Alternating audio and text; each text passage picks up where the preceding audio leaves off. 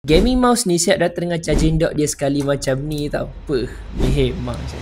So guys, ini dia Attack Shark X11. Gaming mouse harga bajet tapi nampak mahal. Jom kita unboxing dulu. So dalam kotak korang akan dapat charging dock yang mana dia ada RGB kejap lagi aku tunjuk. Kabel braided dia. Yang ni memang tahan lama lah. Dia susah nak rosak. And of course mouse Attack Shark X11 ni sendiri.